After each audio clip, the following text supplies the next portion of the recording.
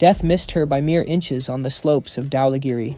In a terrifying instant, a silent avalanche roared down the mountain, claiming the life of the legendary climber Ginette Harrison and sweeping her into the void. Margareta Morin, a German alpinist of immense skill, somehow clawed her way out of that white hell, cheating the reaper. But destiny, it seems, had drafted a far darker, more cynical final chapter for her story. It defies all logic. How does a woman who walked out of the death zone on one of the world's most lethal 8,000ers meet her end on a peak that professionals dismiss as a safe walk-up? Why did Muztagh Ata, a mountain where danger is supposed to be minimal, become her tomb? And why did the climbing community essentially bury her twice? This tale is drenched in fatal irony, the specific brand of cruelty that high-altitude peaks seem to reserve for the brave. Up on the glacier, the margin for error is non-existent. A single misplaced boot is the only thing standing between a triumphant return and eternal silence. Margareta Morin understood this visceral truth better than anyone yet. She never surrendered an inch of ground. The backdrop is West Germany during a golden age that history would eventually crown as the true renaissance of high-altitude mountaineering. While the masses down in the valleys were consumed by the mundane rhythm of daily life, a different breed of human was up in the clouds relearning how to breathe in the thin air. Margareta threw herself into the brutal ecosystem of the Deutscher Alpenverein. The DAV was far more than a casual hobbyist group. It was a forge for the spirit, a training ground, built on a foundation of ironclad discipline and grit. There is absolutely no space here for weekend warriors or casual tourists. The hierarchy within these ranks is more rigid than a military brigade. The initiation begins on the rock face. This is the non-negotiable foundation, the baptism by stone that every climber must endure. The foothills transformed into her sanctuary, where she ground her fingertips raw against the granite, learning to read the texture of the stone and trusting it to hold her life in the balance. Every jagged crack and narrow ledge evolved into a syllable in her new language of survival. However, the rock climbing phase was merely the opening act. The true examination of her soul awaited her in the Western Alps, specifically on the vertical ice walls. This is where the physics of the world shift violently. The security of solid ground vanishes, replaced by the treacherous, shifting nature of unpredictable ice. Margareta dedicated endless hours to perfecting her technique, drilling the motions until they bypassed her brain and became pure instinct. Even as the freezing cold gnawed at her bones and the gale-force winds threatened to peel her off the sheer face, she refused to stop moving. Slowly, the names of legendary peaks began to populate her climbing resume, marking her progression. She took on the Grossglockner, the towering monarch of Austria, and Mont Blanc, the celebrated roof of Europe. To her, these were not merely geographical points to be ticked off a map. They were harsh, unforgiving professors. On these unforgiving slopes, she refined her rope skills until they were an extension of her nervous system. She could tie complex knots in pitch blackness and establish belay stations in a matter of seconds. Moving in a roped team ceased to be a mechanical act and became telepathic, as if her climbing partner was simply another limb of her own body. It was in this crucible, battling the stinging ice needles and her own physical limits, that Margareta's most defining trait emerged: absolute self-reliance. She shed the skin of a follower forever. She evolved into the leader, the one capable of making life or death calls when a single miscalculation implies disaster. These instincts, hardwired into her DNA on the alpine slopes, laid the groundwork for the monstrous challenges she would face later. She was conquering giants, yet her name remained absent from the flashing neon headlines of the climbing world. In an era where mountaineering was rapidly mutating into a commercial industry, Margareta remained a ghost. If you looked at her equipment, you would see no flashy patches from corporate sponsors, no logos for energy drinks, and no brands writing checks for every vertical meter gained. She stood apart from the privileged cast of professional athletes whose primary job was to flash a smile for the cameras while holding a flag. Margareta Morin embodied a rare and dying breed, the serious amateur. The term might sound dismissive to the uninitiated, but do not be deceived. Behind that modest label lay a will of forged steel and a life defined by total unyielding sacrifice. She wasn't climbing for a paycheck, she was climbing because her soul demanded it. While the sponsored pros trained on company time, Margareta lived a fractured existence. For 5 days a week, she was an invisible cog in the corporate machine, a standard employee grinding through the work week. But the second the clock struck the end of her shift, on Friday a metamorphosis occurred. Every second of free time, every scrap of vacation allowance, and every weekend was consecrated to the mountains. This was not a pastime. It was a second full-time career, one that she funded entirely from her own dwindling savings. The financial toll was astronomical. Her salary did not go toward the comforts of modern living. There was no new furniture, no luxury vehicles, and no safety net. Every single cent was transmuted into carabiners, high-tensile ropes, and plane tickets to remote base camps. She willingly denied herself the soft pleasures of city life just to feel the bite of glacial wind on her face. It was a fanatical level of devotion requiring rigid discipline that extended from the hazardous slopes directly to her bank account. Perhaps the most striking aspect of her legacy is the deafening silence that surrounds her triumphs. We live in an age that is desperate for heroes and influencers. Other climbers hired publicists, gave breathless interviews, and chased the spotlight. Margareta moved in the opposite direction, actively avoiding the glare of fame. Her media footprint is virtually non-existent. She possessed zero desire to grace the cover of a glossy magazine or to be held up as a role model for the masses. Picture this: a woman executes some of the most harrowing climbs on Earth, risks everything, survives conditions that would break most soldiers, and leaves behind absolutely no written record. No blog, no journal for future publication, no memoir. For her era, this silence was exceptionally rare. The human ego naturally wants to document victory, to scream, "I was here," into the void. But Margareta said nothing. Decades later, mountaineering historians would be forced to reconstruct her life, like detectives piecing together fragments of memories from the few people who briefly shared a rope with her. Her motivation was terrifyingly pure. She subscribed to the philosophy of climbing solely for the sake of the ascent. She required no applause from the spectators in the valley below. The only judgment she cared about came from the mountain itself. That was the only audience that mattered. She wasn't suffering for a bullet point on a CV. She was doing it for that singular transcendent moment when a human being is utterly alone with eternity. This detachment freed her from the burden of public expectation, but it also rendered her a phantom to the outside world. She truly existed only in the immediate present, clinging to a vertical rock face. The instant she descended back to sea level, she vanished into the anonymous crowd, keeping her secrets locked away. But the mountains were changing. They were no longer temples of silence. By the late 1990s, the high peaks were transforming into loud, chaotic marketplaces. The script had been flipped. High-altitude mountaineering was becoming a shelf commodity, a product you could purchase if your bank balance possessed enough zeros. The sacred slopes of Everest and other giants were suddenly littered with the brightly colored nylon tents of commercial expeditions, turning the death zone into a tourist trap. It appeared that anyone with a thick enough wallet could buy a guided tour to the roof of the world. However, the mountain has a brutal way of punishing arrogance, and Margareta knew the vast difference between writing a check and possessing actual competence. She entered this new commercial world, but she did so with surgical precision and clear eyes. Margareta bypassed the budget operators, who cut corners on oxygen and safety, aiming strictly for the industry elite. She chose outfitters like Amical Alpin, a German logistics machine known for being reliable, incredibly expensive, and flawless. She paid a fortune, but she knew exactly what she was purchasing. She wasn't buying an all-inclusive ride to the top. She was purchasing access to the infrastructure. This is the critical nuance that most observers miss. On the expedition manifest, she was listed as a client, but once her boots hit the ice, that label evaporated into the thin air. Observe her in base camp. While wealthy thrill-seekers were demanding herbal tea and whining about the cold, Margareta was inspecting her equipment side by side with the professional guides. She was not dead weight waiting to be short-roped to the summit. She was a lethal, fully autonomous member of the squad. Consider the perspective of the expedition leader. Typically, a client is a liability, a walking headache, a ticking time bomb of incompetence. But one glance at Margareta and the guides could exhale. She had a resume. She knew how to survive in the death zone, how to suffer in silence, and how to make rational choices under pressure.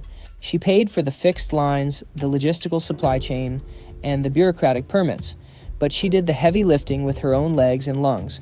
This hybrid approach unlocked gates for her that remained firmly bolted for solo climbers attempting to go it alone. It was her unique survival strategy in the shark tank of big mountain climbing. She didn't have to debase herself before corporate brands begging for sponsorship money in exchange for a sticker on her helmet. She had no obligation to stage pretty photos for a post-climb report. To her, a commercial expedition was nothing more than an expensive taxi ride to the base of the wall. Once she stepped out, her own experience took the wheel, and she climbed as an equal among the professionals. This method allowed her to assault the 8,000ers while remaining a free agent beholden to no one but gravity. They call it the turquoise goddess, supposedly the most forgiving of the harsh, icy titans. It was the autumn of 1997. The Himalayas welcomed Margareta with a piercingly blue sky and a deceptive sense of tranquility. Looming before her was Cho Oyu, the sixth highest peak on the planet, rising to a staggering 8,201 meters. For many aspiring alpinists, this mountain is the entry ticket to the major leagues, and Margareta was there to punch hers. The expedition was conducted on a massive scale, utilizing classic siege tactics. This was not a lightning-fast alpine raid. It was a heavy, calculated military advance. We witness a chain of 3 high-altitude camps, materializing on the snowy slopes like steps carved into a giant staircase ascending to the heavens. Supplies were ferried up and down, forcing the body to acclimatize to the brutal lack of atmosphere. Then on September 26th, the moment of truth arrived. Margareta stood victorious on the summit. A limitless plateau stretched out in every direction, and in the distance the black pyramid of Everest punctured the horizon. But in that moment, the highest point on Earth seemed like a neighbor, not an impossible dream. Yet the most significant aspect of this triumph remains invisible to the casual observer. There is substantial evidence to suggest she executed this entire ascent without the aid of supplemental oxygen. Let's take a second to process the magnitude of that. At altitudes exceeding 7,500 meters in the notorious zone of extreme survival, the human body begins to actively die. Every cell in the body screams for energy, and the brain begins to stutter and lag. But Margareta's physiology held the line. She was breathing the scant molecules the atmosphere offered, and she kept putting one foot in front of the other. It was a phenomenal demonstration of raw physical power and mental stamina. She was proving something vital to herself. It turns out her physiology is uniquely adapted for the death zone, capable of pushing forward in thin air that would simply incapacitate a normal human. Yet it is precisely here upon the broad, flattened peak of Cho Oyu that a devastating psychological ambush lies in wait. The triumph feels entirely too antiseptic, too calculated, and deceptively simple. In the world of high-altitude mountaineering, Cho Oyu is often dismissed as a trekking peak because it lacks the vertical walls that require complex rope work or the disorienting ice mazes that trap the unwary. It is essentially a brutal, lung-burning march up an endless ramp of snow. But conquering such a peak plays a wicked mind game on the climber, fostering a lethal delusion of invincibility. Her internal narrative becomes fixated on a single dangerous metric: I have stood at 8,000 meters and I survived. Conveniently, her memory edits out the critical context, the pristine weather window, the absence of technical obstacles, and the extensive support system that paved her way to the top. Margareta descends from the clouds fully indoctrinated, with the belief that the entire Himalayan range is now within her grasp. This successful expedition is not merely a bullet point on her climbing resume. It serves as a fundamental pivot point. It completely rewrites her internal risk assessment algorithms, skewing them toward recklessness. The boundaries of human capability seem to blur and vanish in her eyes. She convinces herself that altitude is the sole adversary worth respecting, treating technical terrain and weather patterns as trivial footnotes. This specific mindset acts as the catalyst, setting her on a collision course with an objective that offers zero leniency for arrogance. The mountain known as Dhaulagiri, or the White Mountain, Sachint, possesses a ruthlessness that cares nothing for your past victories on neighboring peaks. 2 years of silent preparation pass. By the autumn of 1999, Margareta is ready to roll the dice again. Her target is Dhaulagiri, rising to a staggering 8,167 meters. Statistically, the elevation gain might appear comparable to her previous expedition, but in practice, she is attempting to leap across a gaping chasm. If Cho Oyu was a paved highway to the sky, Dhaulagiri is a geometric horror show. This peak is infamous for its unpredictable rage and, most terrifying of all, its propensity for massive avalanches. There are no gentle runouts here. Ascending even a single meter here feels like moving with a sniper's laser dot painted on your back. To make matters worse, this particular season sees nature raising the stakes aggressively. Meteorological charts begin to bleed with warning colors as the monsoon season, which should have retreated weeks ago, refuses to release its grip on the Himalayas. We are not talking about a standard storm front. This is a severe climatic aberration.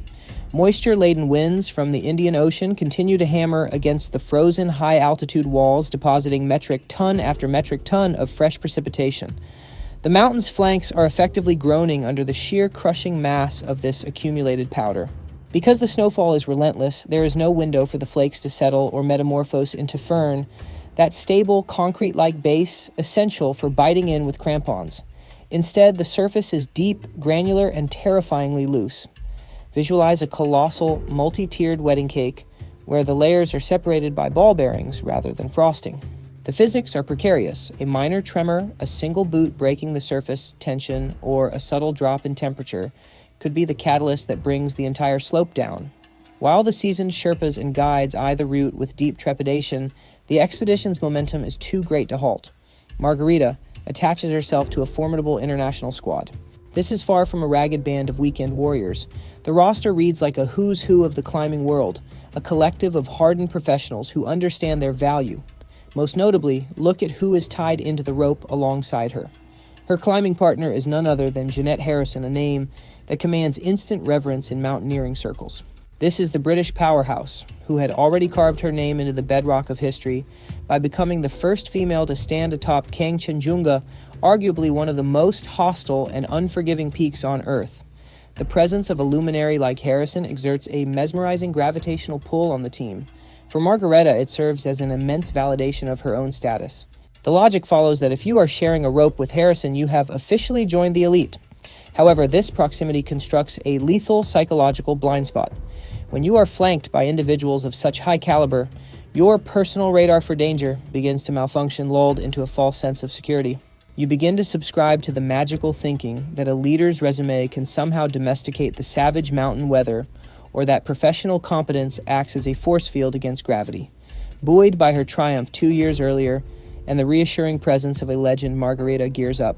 She sees a powerful team and a clear summit, but she is blind to the most critical variable. Dhaulagiri has already primed the trap. Millions of tons of suspended snow are poised on a hair trigger, waiting for the slightest disturbance to release their potential energy. Unfortunately, no amount of trophies or magazine covers can negotiate with the unyielding laws of Newtonian physics. At an altitude of 7,400 meters, the simple act of placing one foot in front of the other requires the cardiovascular exertion of sprinting a marathon at sea level. It is the morning of October 24th. The first rays of sunlight are just grazing the highest spikes of the Himalayas, but activity is already buzzing at high camp. Figures stumble out of their nylon shelters resembling lumbering astronauts encased in their bulky high-loft downsuits. The atmosphere is so devoid of oxygen that the trivial task of lacing a boot feels like a heavy weightlifting session. The team steels themselves for departure, faced with a decision that carries immense weight.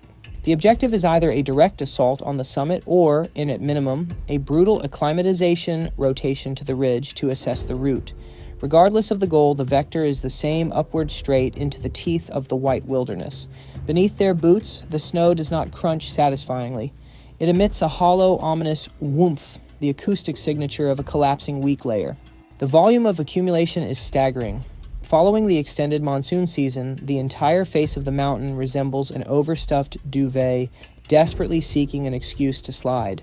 Despite the screaming red flags, the team commits to the ascent, driven by the momentum of the expedition. From a distance, we observe the string of tiny figures carving a fragile trench into the mountain's pristine white flank.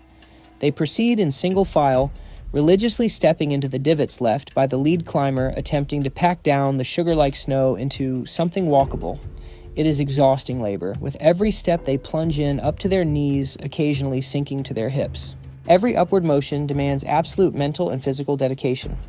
Zooming in on the formation reveals a critical arrangement. Margareta Morin is positioned near the vanguard, directly in the slipstream of Ginette Harrison. Visualize the scene. Here we have a climbing icon and a serious enthusiast from Germany navigating the death zone in lockstep. It is a moment of profound connection for Margareta, effectively climbing in the shadow of her hero. This proximity to such a battle-hardened veteran acts as a powerful sedative against fear. The internal logic is seductive and flawed. If Ginette deems this route safe, then it must be safe. The reward must outweigh the hazard. To the untrained eye, the tableau appears deceptively standard. Despite the ferocious cold and the deep drift, panic is absent. Radio comms are crisp and professional, and the cadence of the ascent remains rhythmic and controlled. It is the archetype of business as usual in the high Himalayas. The wind scours their exposed skin with ice crystals, and the ambient freeze stiffens every joint. But for athletes operating at this threshold, misery is merely part of the job description. They have trained themselves to ignore the screaming signals of their own bodies. Tragically, that very discipline, the ability to endure, is now conspiring against them, silencing their primal survival instincts. An invisible tragedy is being written on this slope, dictated purely by mechanics. This chain of human bodies is adding critical mass to a snowpack that is structurally compromised and barely clinging to the mountain face. The force of gravity is waging a silent war, dragging millions of tons of ice downward, while friction struggles desperately to maintain the status quo. Unwittingly, the climbers are serving as the detonator. They are walking a tightrope over an abyss, yet their gaze is fixed solely on the glory above. Their eyes are pinned to the shimmering crest of the summit ridge. They operate under the delusion that they are the masters of this domain, that their technology and tenacity guarantee their return. But the mountain obeys only its own geological statutes, and beneath their steel crampons, a catastrophic tension is peaking within the snowpack primed for release. Superficially, the scene is tranquil, but the countdown has already reached zero. A single dull fracture sound echoes, not a roar but a noise, akin to a massive timber beam snapping in half, and in that fraction of a second, their reality is inverted. There is no pre-warning, no cinematic rumble of boulders, just that sickening crack. The snowy expanse that seconds ago served as their highway to the heavens suddenly and treacherously animates. This is not a slough of light powder that washes over you harmlessly. They are facing the ultimate nightmare scenario, for this specific topography, a catastrophic slab avalanche. Picture yourself standing on a gigantic tilted sheet of glass, and suddenly the supports are kicked out from beneath you. A massive plate of wind-hardened snow weighing tens of metric tons instantly detaches from the bed surface. It does not disintegrate initially. It releases as one cohesive, terrifying block. Standing dead center in this erupting white hell is Ginette Harrison. The physics of the event are cruel and absolute. The slab fractures directly under the team's position, and the legendary British mountaineer is left with 0 seconds to react or self-arrest. The illusion of solid earth simply evaporates. In a heartbeat, she is engulfed and accelerated to terminal velocity. This is not merely a fall, it is akin to being entombed inside a runaway freight train composed of grinding ice and snow. The mountain offers no deference to her legacy or her past triumphs. It executes its function with cold indifference, claiming whoever stands on the wrong side of the fracture. For Margareta, this instant dilates into an agonizing eternity. She is physically separated from her partner by mere meters, but in the high mountains, distance is not calibrated in metric units. It is calibrated in fate. The fracture line, that thin, jagged boundary, distinguishing survival from oblivion, tears, open just inches from her boots, slicing across the slope slightly below her stance. Margareta freezes instinctively, driving her axe into the snow, a helpless spectator to the terrifying geometry of chance.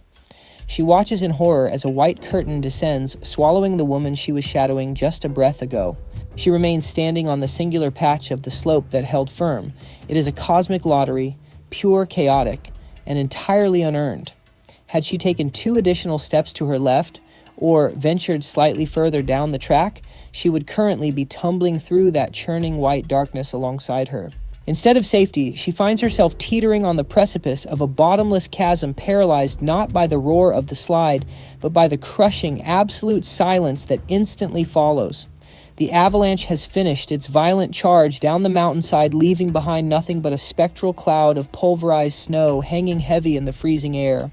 When that white haze finally begins to dissipate, the terrible reality is revealed. The slope is completely barren. Ginette Harrison has simply vanished. In a fraction of a second, one of the most accomplished female mountaineers on the planet is gone. Her body remains there, claimed by the icy clutches of Dhaulagiri, destined to become part of the mountain's cruel landscape for eternity. For Margareta, this specific heartbeat in time marks a threshold she can never uncross. She stands alone in the center of this frozen wasteland, physically untouched by the disaster, yet witnessing the catastrophe has scorched a mark onto her soul, inflicting an internal wound that is beyond repair. The mountain has demonstrated its terrifying authority, snatching away the master climber while leaving the so-called amateur to bear the weight of survival.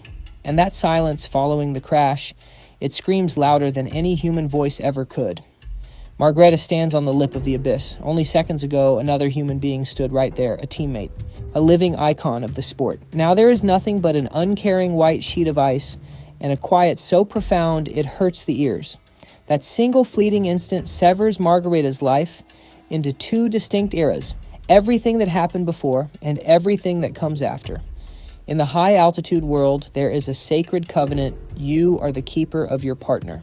But how can anyone be held accountable for a raw force of nature that treats human existence like a game of chance? Gradually toxic and relentless, the most destructive of all emotions begins to infiltrate her psyche. Survivor's guilt. Her mind frantically replays the memory tape, searching desperately for a fatal error that never actually existed. Why was she taken and not me? Why did the mountain crack open just 3 feet away from where I stood, rather than directly beneath my boots? These agonizing questions slice deeper than the biting glacial wind. In this zone, human logic offers no comfort and no answers. It is that illogical, suffocating sense of fault that whispers you have somehow stolen a future meant for someone else simply by virtue of remaining upright. But the mountain offers no pause for philosophical reflection. Margareta must descend, and that journey down transforms into a waking nightmare. Picture her physical and mental state. She is reeling from shock, suffering a brutal crash in adrenaline, and she is utterly isolated at an altitude of 7,400 meters. Descending is universally recognized as more dangerous than climbing, but to do so alone, navigating the very terrain that just consumed your partner, that is a challenge that exceeds the boundaries of normal human resilience. Feels deceitful as if it might collapse. Feels deceitful as if it might collapse again at any heartbeat. Under normal circumstances, a partner would be there to secure the rope, to verify your stance, or just to speak a few words to keep you moving. Now, however, the only sound Margareta hears is the rasp of her own laboring lungs and the metallic bite of her crampons on the ice. The probability of a lethal error increases exponentially with every meter she drops. One slip of a foot, one knot tied loosely by shaking fingers, a single second of frozen fear, and she will remain here forever. This is the moment where her internal iron will begins to manifest. She violently shoves her chaotic emotions into the deepest, darkest recesses of her consciousness. All that remains is cold mechanical calculation. Snap the carabiner. Verify the gate is locked. Test the rope's tension. Step down. Do it again. She transforms herself into a biological machine programmed for survival.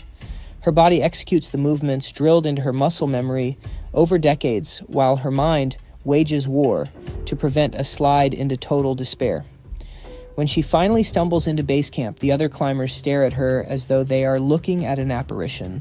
She bears the devastating tidings, but the mere reality that she is standing there breathing is a miracle in its own right. To return from such a hellish ordeal with both mind and body, functional, is something even seasoned professionals might not achieve. That solo descent serves as undeniable proof that Margareta Morin possesses far more than just physical capability. She possesses a mental toughness that is colossal, perhaps even unnerving. She managed to crawl her way out of the death zone while shouldering the invisible, crushing burden of her loss. Yet while the headlines scream about the tragedy, they remain completely oblivious to the extraordinary woman who survived it. The global mountaineering community is plunged into grief. News tickers, television broadcasts, and adventure magazines. They all fixate on a single narrative, the demise of Ginette Harrison. Her death consumes all the oxygen in the room, overshadowing every other aspect of the event. Editors clamor for dramatic details and eulogies dominate the front pages. Ginette was a superstar, a true icon of the peaks. Her loss is a monumental blow to the fraternity. But what of Margareta? In this hurricane of public mourning, she renders as invisible. In the arid police filings and the sensational news copy, she is reduced to a mere footnote, referenced briefly with a generic label. The German climber. Here lies a bitter paradox. A woman has just navigated her way out of hell, descending from 8,000 meters after witnessing her partner's death. Yet, to the media industrial complex, she is nothing more than a background extra in the tragedy of a famous celebrity. The reporters are hunting for a compelling story, but their appetite is strictly for the fallen legend. Nobody is searching for Margareta. Her name is frequently misspelled or omitted entirely from the record. To the press, she is merely a witness, a narrative device that has served its function and can now be discarded. And surprisingly, Margareta embraces this erasure. In truth, she utilizes this public indifference as a protective armor.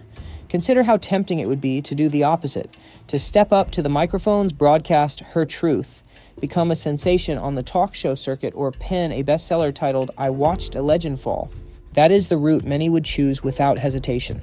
Margareta, however, does the exact reverse. She retreats into the shadows. She bolts the door firmly against the world.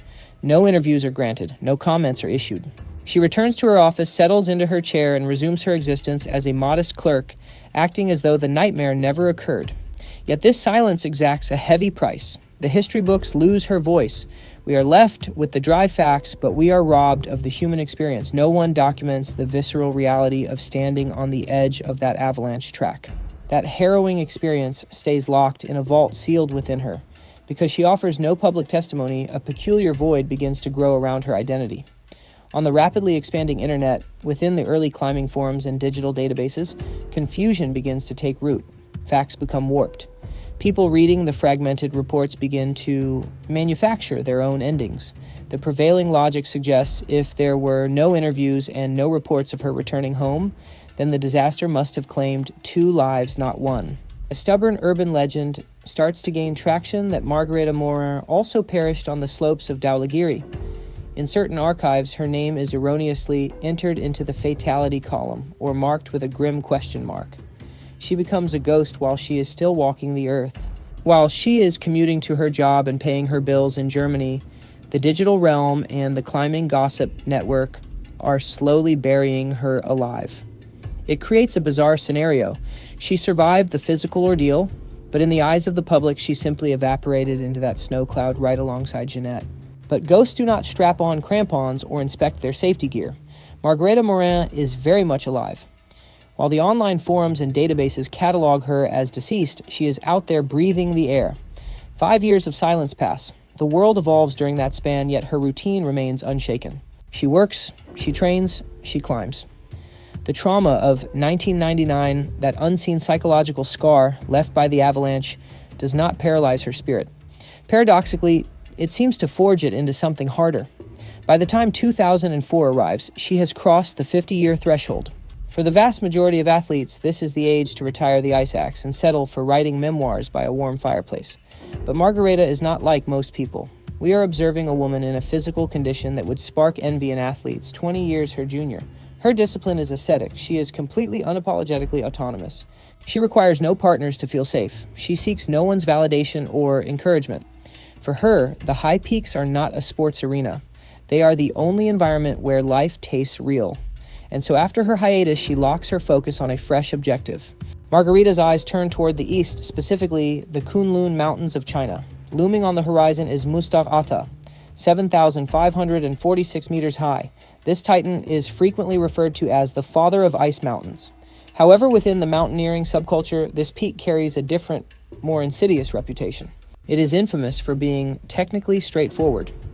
If you examine a photograph, it doesn't appear as a jagged knife-edge spire, but rather a massive, gently rolling dome draped in white. It is a destination where skiers often flock to attempt a descent from that stratospheric altitude. There are no vertical walls requiring you to hang by your fingertips. To the eye, it resembles nothing more than an arduous uphill hike to the summit. And precisely there lies the lethal trap of perception. Margareta, hardened by the brutal school of the Alps, and a survivor of the horror on Dhaulagiri, misidentifies Muztagh Ata as a safe alternative. It is the quintessential error of the seasoned veteran underestimating an adversary because it appears domesticated. Her internal logic whispers, if I could withstand an avalanche-prone 8,000er, this mountain will be nothing more than a warm-up. She views Muztagh Ata as an opportunity to reacclimate to extreme altitude without the suicidal risks, a method to reclaim her standing in the high-altitude community on gentler terms. But a mountain is not a treadmill with an adjustable difficulty dial. The concept of a safe mountain is a linguistic contradiction, a fantasy concocted by travel brochures. At 7.5 kilometers into the sky, the oxygen-deprived air kills with the same efficiency regardless of how gradual the slope may be. And the weather in this region can turn violent faster than a human can process fear. Margareta is staking her life on her massive reservoir of experience and the route's lack of technical complexity, but that equation completely ignores the variables that remain beyond human control. This specific decision to challenge the easy peak becomes the pivot point, the moment where hubris silences the instinct for self-preservation. 50 is an age for tending to a garden, not for taking a casual walk in the death zone. It is the spring of 2004. The expedition is welcomed into China not with open arms, but with a face full of arid dust and punishing bone-dry winds. Yet Margareta ignores the grit in her teeth. Her gaze is locked firmly on the horizon, staring up at the shimmering, ice-encrusted crown of Muztagh Ata. She has returned to the high-altitude arena, and for this round, she is placing her bets on top-tier professionals. She is climbing under the banner of a premium operator, a company that functions essentially like a luxury German vehicle. You hand over a significant sum of money, specifically so you never have to worry about the mechanics under the hood. You just enjoy the safety features and the smooth ride. Margareta slips into the formation seamlessly. She is quiet, laser-focused, the type of veteran who understands the unspoken laws of altitude better than half the staff on the payroll. But to understand her real game plan, you have to unzip her pack. That is where her true masterclass in survival is taking place. Margareta has been in this game long enough to accept a brutal reality: you cannot cheat the clock. She knows she no longer possesses the raw, explosive horsepower she had in her 30s, and her recovery times have stretched out. So she decides to compensate for her fading biology with high-level strategy and her checkbook. What we are witnessing here is a borderline obsession with the science of gear weight. She ruthlessly eliminates anything that isn't vital for survival. We are talking about surgically removing tags from clothing, swapping standard steel for the lightest titanium cookware available, and investing in space-age fabrics. It is a calculation based on the cold physics of the mountains. Every single gram she shaves off at base camp translates into precious kilojoules of energy preserved in the death zone.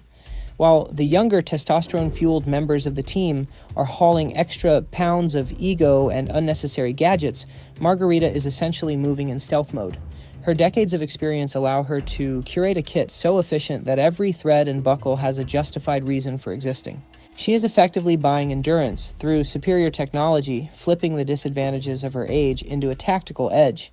The acclimatization phase proceeds exactly by the textbook, though it feels agonizingly slow. Her body, having tasted the thin air of 8,000 meters in the past, begins to remember what to do. But the biological adaptation is sluggish, grinding into gear with reluctance. The team moves up the slopes like a single massive organism, performing the repetitive shuttle runs necessary to stock the high camps. It is a monotonous, grueling routine: climb, high, dump, a heavy load of supplies, and stumble back down to recover. There is no cinematic glory here, just the heavy, rhythmic labor of expanding lungs and pounding hearts. Eventually, they break through the barrier of Camp 2, sitting at an elevation of 6,200 meters. At this height, the world undergoes a dramatic shift. The warm, earthy tones of the lower valleys vanish, completely replaced by a binary world of blinding white snow and a sky so dark and deep it looks like outer space. The team begins the long haul toward Camp 3. The topography of Muztagh Ata here is cruel because it is deceptively gentle. It presents a colossal rolling snowfield that appears to have no end. Traversing it is psychological torture. It feels like walking on a white treadmill set to an incline that never levels out. On the surface, however, the conditions seem idyllic. The weather is absolutely flawless. The snow packs firmly under their crampons with a satisfying crunch, and the team settles into a hypnotic breathing rhythm. Margareta feels a surge of confidence. Her obsessive weight-saving strategy is paying dividends, allowing her to match the pace of the younger climbers without missing a beat. She is in the zone, micromanaging every inhale, every step. It feels as though the mountain has graciously accepted their presence, allowing them to pass through its gates to the next altitude marker. They are entering a realm where the atmosphere thins to a whisper and the margin for survival becomes razor thin. But this time, the threat isn't a storm on the horizon. The assassin is already inside the perimeter, hiding within her own chest. The window between May 24th and May 26th becomes the defining timeline of Margareta's fate. Only 48 hours prior, she felt like a robust component of a well-oiled machine. But now the gears are grinding to a halt. The breakdown is not explosive. It is a terrifyingly gradual disintegration. This is not the violent instant trauma she saw on Dhaulagiri, where the mountain can snuff out a life in a heartbeat with a rockfall or slip. Here we are watching a much slower, more agonizing script play out. It is the visual of a seasoned mountaineer beginning to flicker and fade like a candle running out of oxygen. The symptoms accumulate like a slow-motion avalanche, a physiological cascade that cannot be stopped. Her breathing shifts from heavy to labored, and then to a terrifying gurgle as if she is trying to breathe underwater. Every intake of air requires a Herculean effort, yet it delivers almost no oxygen to her starving blood. Medical experts identify this horror as high-altitude pulmonary edema, HAPE. To understand it, imagine the panic of drowning while lying perfectly still in a tent on a frozen desert. Your body is effectively drowning in its own fluids. Plasma is leaking out of your capillaries and flooding the air sacs of your lungs because of the crushing pressure differential. At this altitude, Margareta's age stops being just a number on a passport and becomes a death sentence. 50 years on Earth brings wisdom, yes, but it also means the biological engine has less redundancy. It is highly probable that here in the thin air, a latent hidden flaw in her system has finally been triggered. A minor heart irregularity that might manifest as nothing more than being slightly out of breath during a jog at sea level. Up here, it transforms into a catastrophic system failure. Hypoxia strips away the body's defenses. It hunts down the weakest link in the chain and strikes it with ruthless efficiency. Her heart simply cannot generate the force needed to pump blood that has turned into sludge from severe dehydration. The geography of the situation seals her fate. They are camped at 7,500 meters. There is a brutal, non-negotiable law in high-altitude climbing above a certain line. Human recovery is biologically impossible. You cannot get better up here. The body only consumes itself, burning through reserves like a furnace. A simple illness accelerates 10 times faster than normal. And when major organs like the heart or lungs begin to falter, you stop measuring life expectancy in days and start counting in hours. Margareta lies in her sleeping bag, her legendary willpower, now useless against the cold, hard facts of biochemistry. The most tragic part is that she is lucid enough to understand exactly what is happening. She can see the terror and hesitation in the guide's eyes. She can feel the vitality draining out of her limbs, her body transforming into an anchor.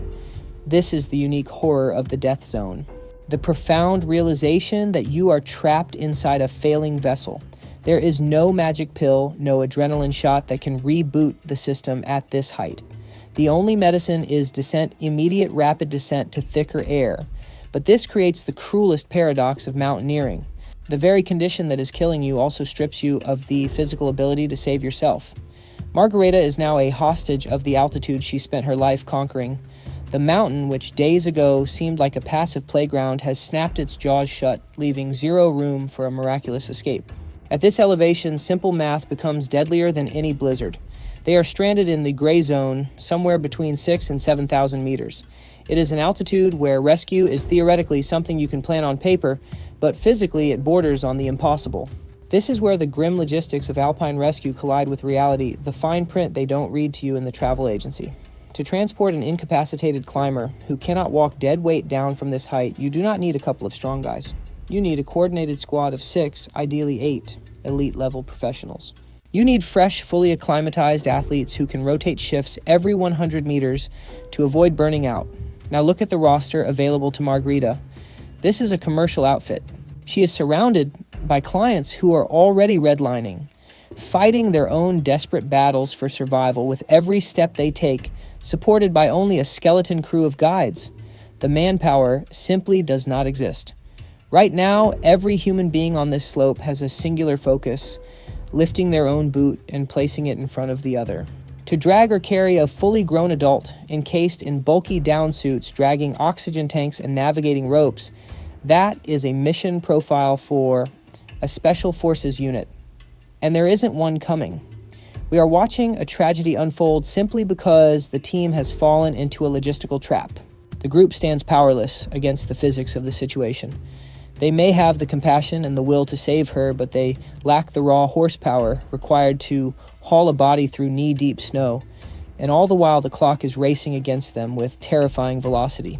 If Margareta has entered the stage of flash edema, we are not talking about a day-long decline. We are talking about hours. In medical triage terms, this is a cascading failure. Her lungs are filling with fluid faster than the exhausted team can coordinate a descent of even 100 vertical meters. It is a race that cannot be won on foot. Compounding the nightmare is the timing. Nightfall on a high peak is a stop sign for all movement. The temperature plummets instantly and visibility drops to zero. Attempting to organize a complex technical evacuation in pitch darkness on a slope without fixed lines, that is effectively a suicide mission for the rescuers. The mathematical probability of losing more team members far outweighs the slim chance of saving the casualty. The guides are forced to make horrific, impossible choices in that frozen hellscape, and we, sitting comfortably in our warm living rooms, have absolutely no right to judge them. It is a common reaction in these stories to look for a villain to desperately point a finger and scream about negligence. But if we are being intellectually honest, without access to the official incident reports, without the detailed witness testimonies placing the blame on the guides from Amical or any operator, is nothing more than speculation. They play by the rule book, but that book is written for ideal conditions. Here, on the upper flanks of Muztagh Ata, the mountain dictates the law. The guides exhaust every option available, deploying the meager resources of their medical kits and emergency oxygen, but they are not sorcerers. They cannot teleport a dying woman to base camp or reverse the effects of severe hypoxia through sheer force of will. At this specific coordinate in space and time, saving her becomes an impossible equation. It is a problem that has no solution, no matter how frantically they try to solve it. One skipped heartbeat is all it takes to turn a training expedition into a frozen tomb. The calendar reads May 26, 2004. The sun begins to crest over the Kunlun range, illuminating the vast and different beauty of the snow. But for Margareta Morin, this sunrise marks the end of the journey. This will be her final dawn. Her mountaineering saga, a tapestry woven with threads of incredible resilience and heartbreaking misfortune, does not conclude with a cinematic bang. It ends here, huddled inside a nylon tent, surrounded by the deafening silence of a white void. We are looking at a departure that is terrifying precisely because it is so quiet. There is no Hollywood-style plunge into a bottomless crevasse, no snapping of safety lines, and no roar of a descending avalanche to signal the end. Instead, the mountain simply extinguishes her life force like a candle flickering out in a draftless room. The irony of this specific moment is sharp enough to cut glass. Pause for a moment and consider the sheer absurdity of the context. We are talking about a battle-hardened veteran of the Alps, a woman who had already cheated death in the Himalayas' notorious death zone. Yet she breathes her last on a peak that the elite climbing community often dismisses with a wave of the hand, labeling it as embarrassingly easy for a serious alpinist. Muztagh Ata is frequently mocked as the ski resort of the high-altitude world. It is the destination where climbers flock not to test their mortality, but to pad their resumes, capture breathless panoramic shots for social media, and secure their very first 7,000-meter summit. It is a trophy mountain, often seen as a stepping stone rather than a tomb.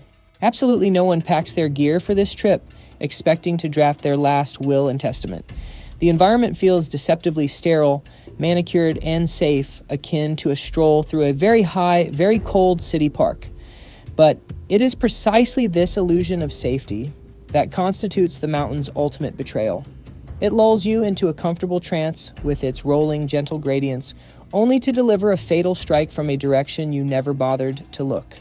Margareta perishes on a well-trodden path where hundreds of other climbers tramp by every season, many not even feeling the need to unstrap their ice axes from their packs.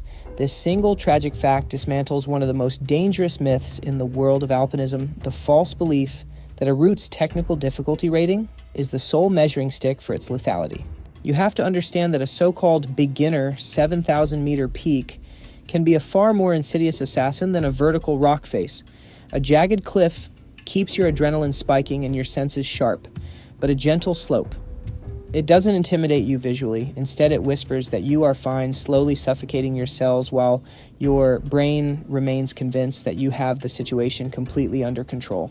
The true tragedy lies in the utter futility of her vast experience. Cast your mind back to 1999. Margareta was battling the slopes of Dhaulagiri when a catastrophic avalanche claimed the life of the legendary climber Ginette Harrison. Margareta didn't just witness it. She survived a literal hellscape where the statistical probability of survival was virtually zero. You would assume that walking away from a disaster of that magnitude would grant you a sort of cosmic immunity, like wearing invisible armor against the elements. But biology is cold, unfeeling, and devoid of mercy. It has no respect for your past traumas or triumphs. Surviving a mountain of snow in the past does absolutely nothing to help your red blood cells bind oxygen in the present. Hypoxia is a silent monster you cannot negotiate with, bribe, or reason with. You cannot flash your climbing resume to the thin air and expect to pass. It does not care how many summits you have tagged or how flawless your knot tying skills are. Margareta's body, likely eroded by years of high-altitude stress and physical struggle, simply surrendered to the undeniable laws of physics and physiology. What the violent avalanches and raging storms on the world's highest 8,000-meter peaks failed to do, the quiet, creeping oxygen starvation on a safe tourist route accomplished with terrifying efficiency. Her journey does not end at a summit of glory, but in the hush of a high camp. It serves as a brutal wake-up call that in the Great Ranges, safety is nothing more than a dangerous hallucination. It is a hallucination that sometimes demands the ultimate payment. There is an old saying that a person dies two deaths. The first is when the heart beats its final rhythm, and the second is when their name is spoken for the last time. For Margareta, that second death arrived with shocking, terrifying speed, almost overlapping with her physical end. Her passing on the snowy flanks of Muztagh Ata vanished into a total information void. To the global media machine, this peak lacked prestige, and her death lacked flavor. There was no geopolitical race, no rivalry between nations, and certainly no Hollywood actors or Silicon Valley billionaires involved to spice up the narrative. For the major newswire services, a fatality on an easy 7,000er is merely a statistical blip, a rounding error not worth the ink or the airtime. Unlike the sensational bold font headlines of 1999, the airwaves remained completely static this time. No helicopters were scrambled with camera crews. No poignant, tear-jerking editorials were written about her final ascent. The only place where the truth actually lived was buried deep within the niche, dusty archives of the German Alpine Club, the DAV. Hidden away in the back pages, sandwiched between mundane updates on annual membership fees and schedules for lecture series, a few dry bureaucratic lines of an obituary were quietly printed. But let's be honest, only a handful of dedicated enthusiasts ever read those bulletins. Consequently, for the general public, Margareta was frozen in amber.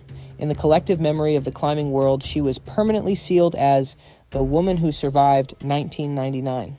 And then a bizarre distortion of reality began to take hold. We are witnessing a prime example of how the digital age and era promised to preserve human knowledge can actually mutilate the truth. In the climbing databases that were being clumsily digitized in the mid-2000s, absolute chaos reigned supreme. The reason for this historical vandalism was mundane, almost laughably bureaucratic. It stemmed from sloppy reporting out of China. Records were misplaced, translations were butchered, and dates were jumbled in the transfer.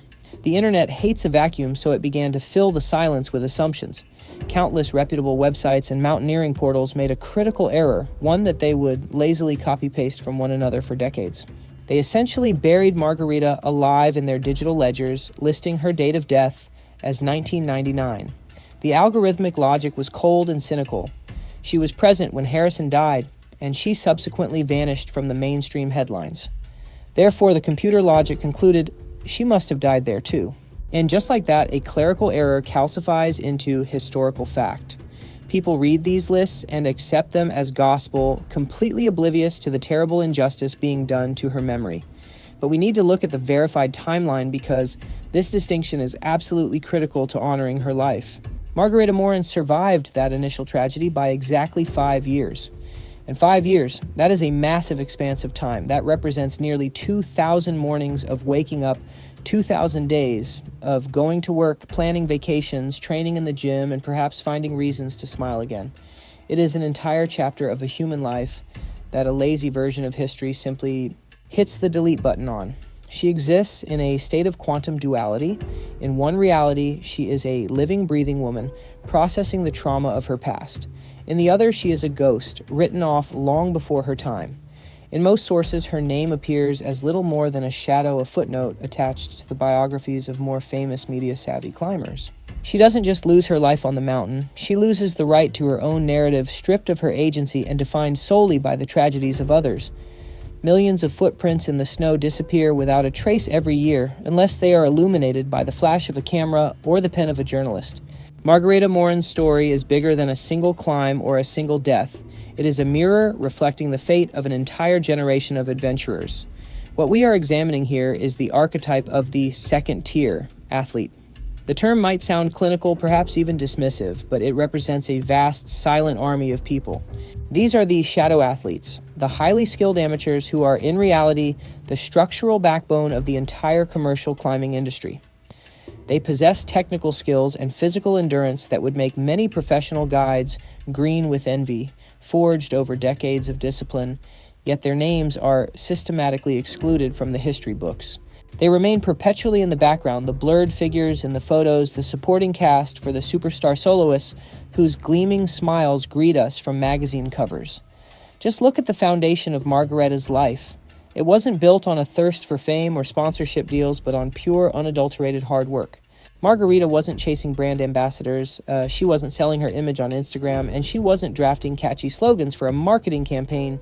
She worked a standard 9-to-5 office job, pinching pennies to save up for a ticket to the world of eternal ice. This is passion in its most distilled form, completely stripped of vanity. She climbed because her soul demanded it, not because she wanted an audience applauding from the valley floor. But the conclusion of her story is laced with a cruel, piercing irony that is impossible to ignore. It feels as if fate itself possesses a dark, twisted sense of humor. The woman who walked out of the icy hell of Dhaulagiri, who survived the very avalanche that killed a legend and who descended from 8,000 meters completely alone, finds her end in the one place she would least expect it. A safe mountain, a technically easy 7,000er. It feels like a prank played by the elemental forces. Muztagh Ata, what should have been a straightforward expedition, perhaps even a consolation prize or a victory lap, instead becomes her final resting place. And this is the moment where the great myth of fairness in the mountains crumbles into dust. Margareta was the epitome of discipline and preparation. She did everything by the book. She selected the correct gear, adhered strictly to her acclimatization schedule, and never took a reckless gamble. She was the model student of mountaineering, and yet the mountains took her anyway, prepared, experienced, and cautious as she was. It serves as a stark, chilling reminder that up there in the thin air, there are absolutely no guarantees. You can follow every rule check, every box, and still lose the game to your own biology or sheer bad luck. So today we are doing what the news reports from the early 2000s failed to do. We are painstakingly piecing together her journey, not for the sake of sensationalism or clicks, but for the sake of the truth. We are correcting a clerical error in the records, freeing her name from the looming shadow of Ginette Harrison. We are returning to her the 5 years of life that were stolen by sloppy reporting and human indifference. Margareta Morin is now taking her rightful separate place in the annals of mountaineering history.